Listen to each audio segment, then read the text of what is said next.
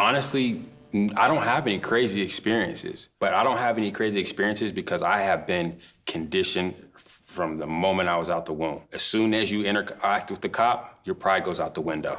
As far as dealing with the police, prior to what is going on right now, I haven't really had much experience with the police until I started going through my domestic violence situation.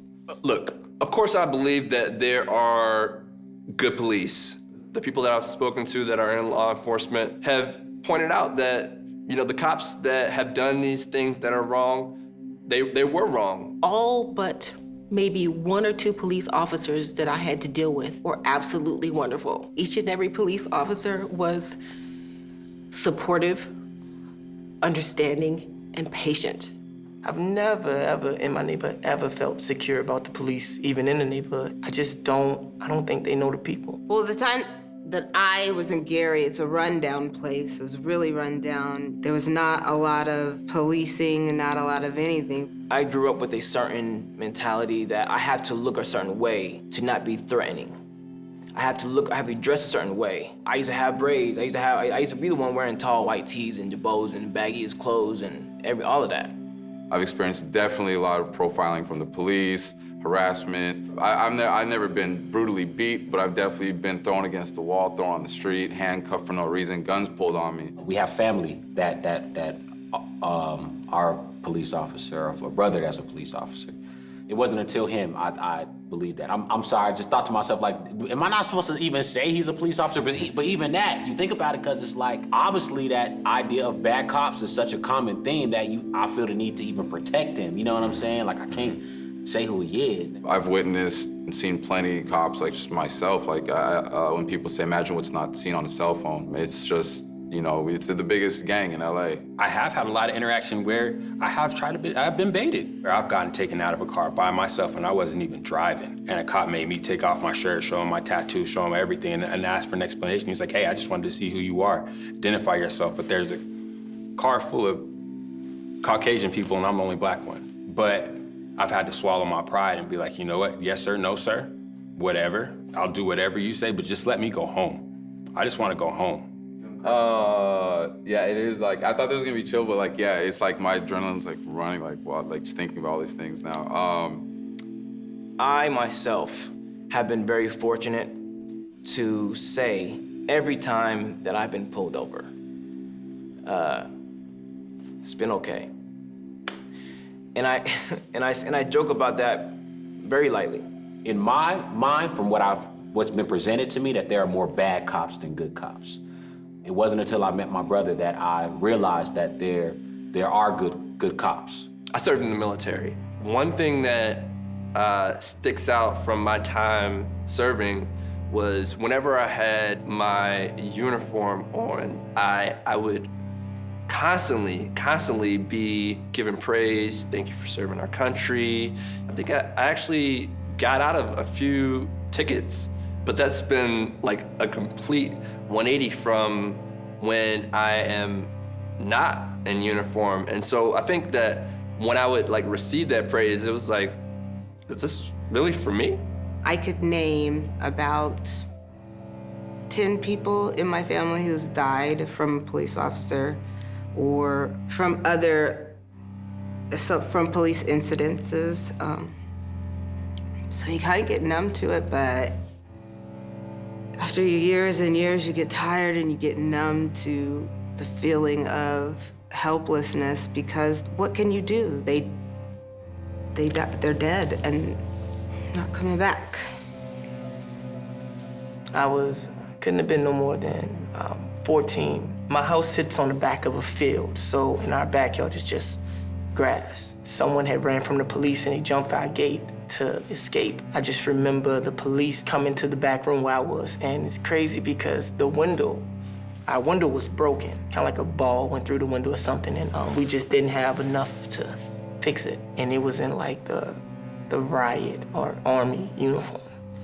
And I remember open my eyes and you could see their feet, and it was more like, I said, like that military style. I remember one police, she was a woman, and she said, he's sleeping.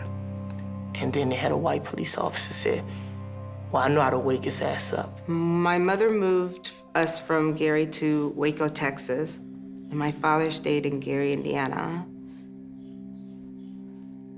My uncle was killed, and so we went back to Gary, Indiana, and went to my uncle's funeral.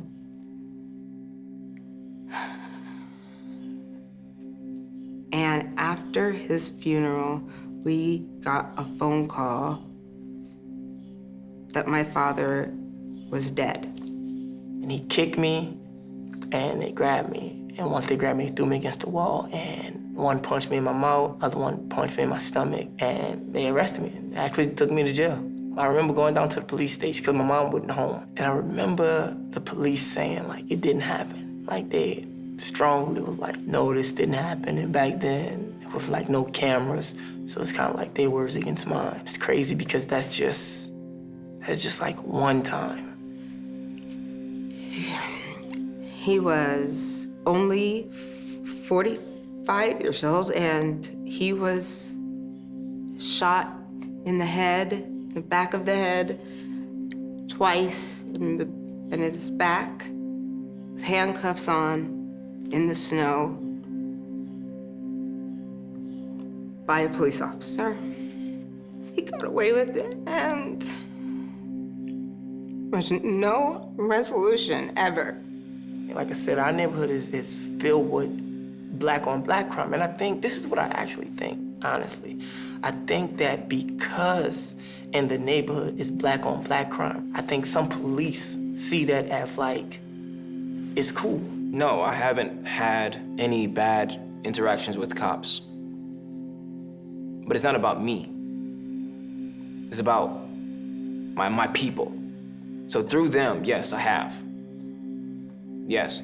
I have friends that are police officers, but if they're not helping and this keeps happening, what do I call them? Are they my friends? The cop has a job to do, right? If the system is structured in a way that it puts a bias on Black people, it puts a bias on people in poverty-stricken neighborhoods, it's a system problem. It's not a particular one cop problem. We need to definitely reform the justice system. It is absolutely terrible. It should not be called the justice system at all because there's no such thing as justice. I've experienced that in court.